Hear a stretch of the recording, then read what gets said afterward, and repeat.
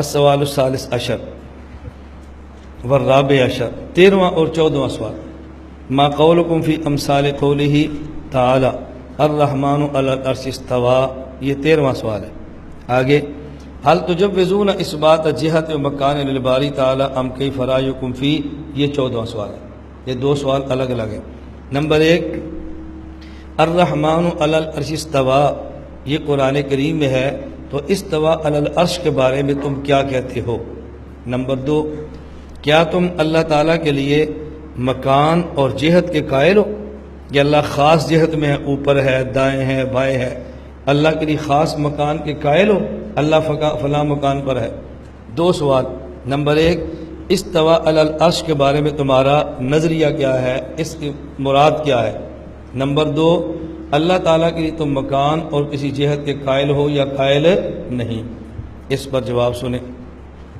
فرمایا قولنا فی امثال تلک الآیات انا نؤمن بها ولا یقال کیف ونؤمن باللہ سبحانہ وتعالی متعال ومنزہ عن صفات المخلوقین وعن سمات النقص والحدوث کما هو رأی قدمائنا۔ اس پر ہماری رائے یہ ہے کہ ثم استوى علی العرش، یہ جو استواء علی العرش ہے یہ متشابہات میں سے ہے، اس کا معنی اللہ کے علاوہ کسی کو معلوم نہیں ہے۔ اللہ تعالیٰ جہت سے پاک ہے، اللہ تعالیٰ صفات نقص سے پاک ہے، اللہ تعالیٰ حدود سے پاک ہیں، قدیم ہیں۔ اور استواء علی العرش کا معنی کیا ہے؟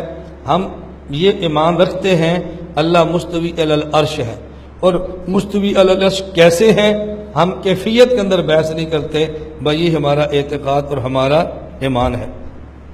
تھوڑا سا آگے چل کر دیکھیں آگے، اما الجہت والمکان فلا نجوز اثباتہما لہ تعالی ونقول انہ تعالی منزہ ومتعال عنہما وعن جمیع سمات الحدوث۔ اسی طرح ہم اللہ تعالیٰ کے لیے نہ جہت کے قائل ہیں اور نہ ہی اللہ کے لیے کسی مکان کے قائل ہیں۔ اللہ کو جہات ستہ، 6 جہات سے پاک سمجھتے ہیں۔ جہات ستہ کون سی ہیں؟ فوق، تحت، قدام، خلف، یمین اور شمال، اوپر، نیچے، آگے، پیچھے، دائیں اور بائیں، اسے کہتے ہیں جہات ستہ، 6 جہات۔ اللہ تمام جہات سے پاک ہے اور اللہ تعالیٰ مکانات سے بھی پاک ہے۔ یہ 2 باتیں ذہن میں رکھ لیں۔ اس پر میں تھوڑی سی گفتگو کرتا ہوں، جس کے لیے آپ نے استواء، یہ القواعد کی فائل آپ کے پاس ہے نا، اس پر پوری بات میں نہیں کرتا، صرف 2 باتیں بنیادی سمجھ، ایک استواء کے بارے میں اور ایک یہ جو ان نے درمیان میں بات تھوڑی سی کی ہے نا، اما ما قال متخذ من ائمتنا فی تلک الآیات یؤولون بتاویلات صحیحہ، آگے لکھا ہے بأنه يمكن أن يكون مراد من الاستواء الاستیلاء ومن الید القدرہ الى غیر ذلك۔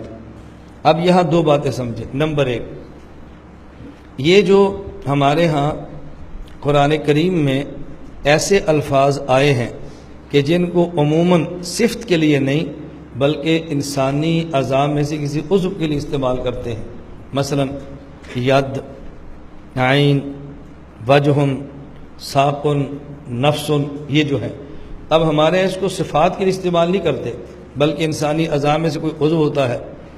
ان الفاظ کے بارے میں رائے کیا ہے؟ ہماری رائے کیا ہے؟ معتزلہ کی رائے کیا ہے؟ غیر مقلدین کی رائے کیا ہے؟ اہل السنت والجماعت کا موقف یہ ہے، التفویض مع تنزیہ اللہ تعالی عن مشابہۃ المخلوقات۔ فائلیں نہ دیکھیں، صرف مجھے یہ مسئلہ سمجھیں، یہ مسئلہ بہت اہم ہے اور بہت طویل ہے، لیکن میں بڑے شارٹ کٹ اور اختصار کے ساتھ آپ کو مسئلہ سمجھانے لگا ہوں، مسئلے کی تنقیح کر لیں۔ اہل السنت والجماعت کا موقف اچھی طرح سمجھیں، یہ بڑی اہم گفتگو ہے۔ التفویض مع تنزیہ اللہ تعالی عن مشابہۃ المخلوقات، التفویض ہم اس کا معنی اللہ کے سپرد کرتے ہیں، ہمیں معلوم ید اللہ فوق ایدیہم، ید کا معنی کیا ہے ہم نہیں جانتے، اللہ ہی جانتا ہے۔ مع تنزیہ، یہ بات طے ہے کہ ید اللہ ایسے نہیں جیسے ید مخلوق کا ہوتا ہے۔ کل شیء ہالک الا وجہ، وجہ کا معنی اللہ ہی جانتے ہیں، کیا ہم نہیں جانتے، لیکن یہ طے ہے کہ وجہ اللہ ایسے نہیں جیسے وجہ المخلوق ہوتا ہے۔ انک تعلم ما فی نفسی ولا اعلم ما فی نفسک، یا نفسن کا معنی کیا ہے اللہ ہی جانتے ہیں، لیکن یہ بات طے ہے کہ جیسے ہم کہتے ہیں نا کل نفس ذائقۃ الموت، یہ نفسن جو مخلوق ہے ایسا نفسن اللہ کا نہیں ہے۔ یوم یکشف عن ساق، یہ ساقن کا معنی کیا ہے اللہ ہی جانتے ہیں، لیکن یہ طے ہے کہ جیسے ساق مخلوق کی ہوتی ہے ایسے ساق اللہ کی نہیں ہے۔ وَاصْنَعِ الْفُلْكَ بِأَعْيُنِنَا، یا عین کا معنی کیا ہے اللہ ہی جانتے ہیں، لیکن یہ بات طے ہے یہ عین ایسے نہیں جیسے مخلوق کی ہوتی ہے۔ یہ کس کا موقف ہے؟ اہل السنت والجماعت۔ دوسرا موقف ہے معتزلہ کا۔ معتزلہ کہتے ہیں نہیں، ید کا معنی ہمیں معلوم ہے، ید کا معنی ہے قدرت، عین کا معنی ہمیں معلوم ہے، عین کا معنی ہے حفاظت، وجہ کا معنی ہمیں معلوم ہے، وجہ کا معنی ہے ذات، ساکن کا معنی ہمیں معلوم ہے، اس کا معنی ہے پنڈلی، یا اس کا معنی ہے شدت، سختی ہمیں معلوم ہے۔ تو ہمیں ان کے معنی معلوم ہے، یہ نہ کو معلوم نہیں ہے، ان کا معنی یہ ہے۔ اب اچھی طرح بات سمجھنا۔ اور غیر مقلدین کہتے ہیں کہ عین ان کا معنی ہے آنکھ، یدن کا معنی ہے ہاتھ، وجن کا معنی ہے چہرہ، نفسن کا معنی ہے ذات، ساکن کا معنی ہے پنڈلی، لیکن ایسے نہیں جیسے مخلوق کی۔ یہ فرق اچھی طرح سمجھنا ہے۔ غیر مقلد کہتے ہیں یدن کا معنی ہے لیکن ایسے نہیں جیسے مخلوق کا ہے، عین کا معنی ہے آنکھ لیکن ایسے نہیں جیسے مخلوق کی ہے، وجن کا معنی ہے چہرہ لیکن ایسے نہیں جیسے۔ فرق کیا ہے؟ ہمارے حضرات کہتے ہیں یدن کا معنی کیا ہے ہمیں نہیں معلوم، ید کا معنی ہاتھ نہیں ہے، ید کا معنی ید ہے، ید کا معنی ہاتھ نہیں ہے، ید کا معنی توجہ رکھیے ید ہے، عین کا معنی آنکھ نہیں ہے، عین کا معنی عین ہے، اس کا معنی کیا ہمیں معلوم ہی نہیں ہے، جو بھی ہے مخلوق کی طرح نہیں ہے۔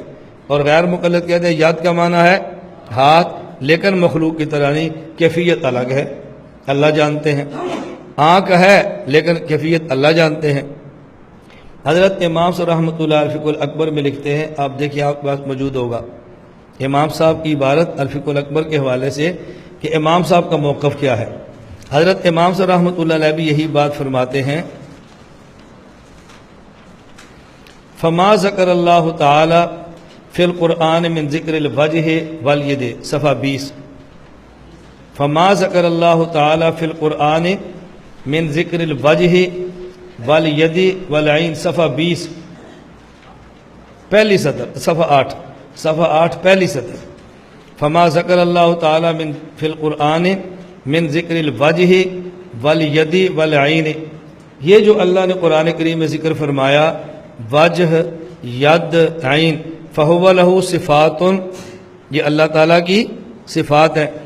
ولا یقال ان یدہ قدرتہ، یہ نہ کہنا کہ ید سے مراد قدرت ہے، او نعمتہ، ید سے مراد نعمت ہے، یہ نہ کہنا، کیوں؟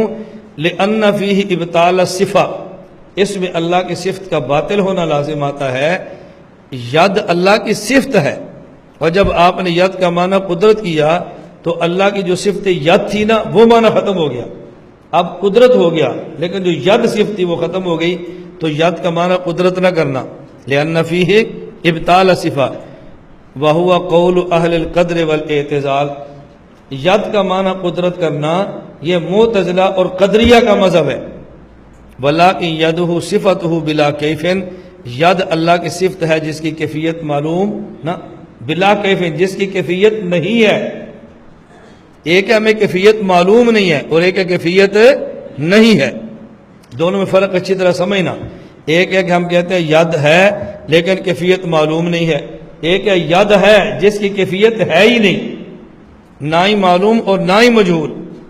پھر سمجھ لیں، میں نے آپ سے کہا نا بہت اہم بحث ہے، اس کو سمجھنے کے لیے اچھا خاصا وقت چاہیے۔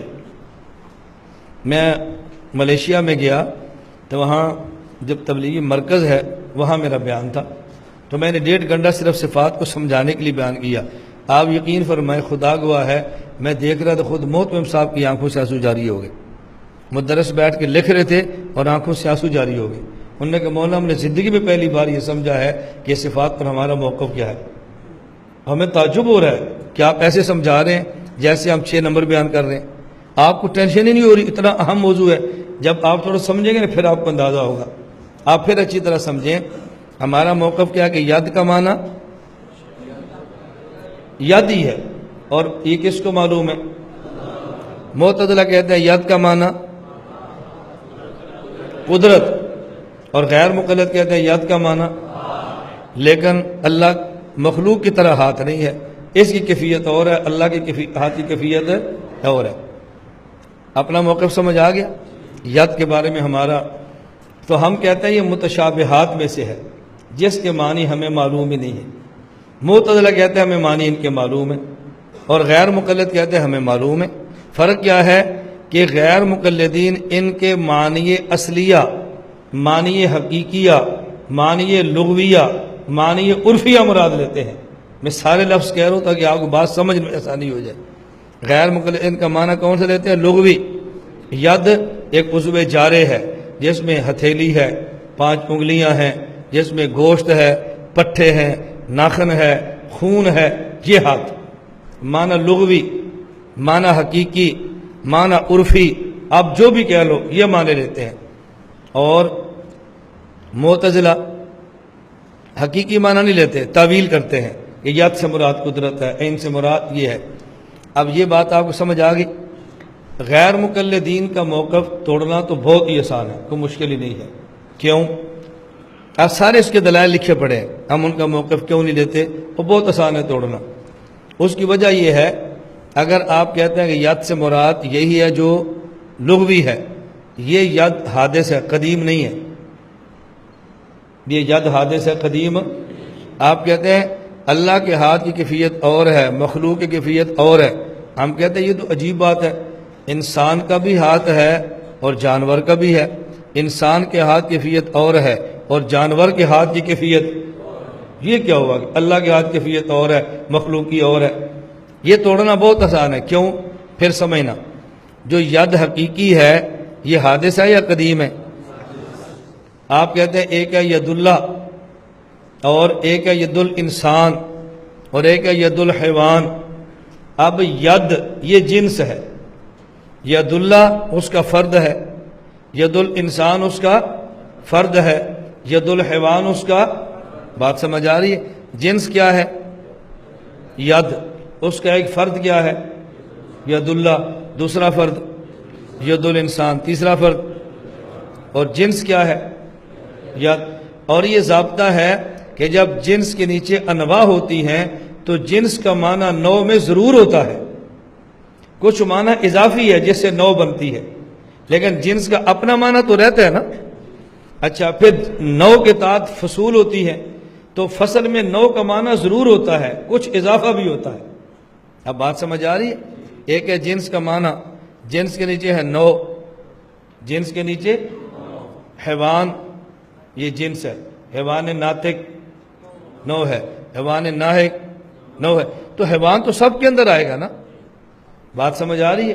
تو ہم کہتے ہیں ید یہ جنس ہے، اس کی ایک نوع ید اللہ، ید تو ہے نا، ایک نوع ید الانسان، ید تو وہی ہے نا جو جنس والا ہے، ید الحیوان، ید وہی جو جنس والا ہے۔ تو جو جنس ید ہے یہ حادث ہے یا قدیم ہے؟ آپ کہتے ہیں کیفیت اس کی اور ہے، اس کی کیفیت اور ہے، کیفیت تو بدل گئی لیکن ید تو حادث ہی رہے گا نا، حالانکہ اللہ کی ذات حادث نہیں، اللہ کی ذات قدیم ہے، اس لیے اللہ کی ید کا حقیقی معنی مراد لینا ممکن نہیں ہے۔ یہ بات سمجھ آ رہی؟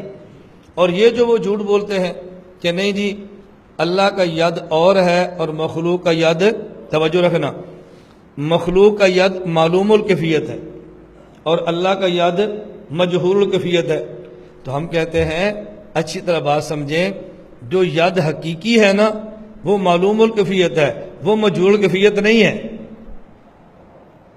نہیں سمجھے؟ یہ جو آنکھ ہے یہ معلوم الکیفیت ہے، مجہول الکیفیت ہے؟ تو جو عین کا لغوی معنی وہ تو معلوم ہے، آپ عین کا معنی لغوی ہی لیں، حقیقی ہی لیں اور پھر نسبت اللہ کی طرف کہیں تو کہ جی کیفیت مجہول ہو گئی ہے، تو معلوم بھی ہے مجہول بھی ہے، یہ تو اجتماعی نقیضین ہے، اور اجتماعی نقیضین محال ہوتا ہے اور مستلزم محال بھی محال ہوتا ہے۔ آپ کیسے کہتے ہیں یاد کے حقیقی معنی ہے؟ لا الہ إلا الله لا إله إلا الله لا إله إلا الله ما لنا رب سواه لا إله إلا الله لا إله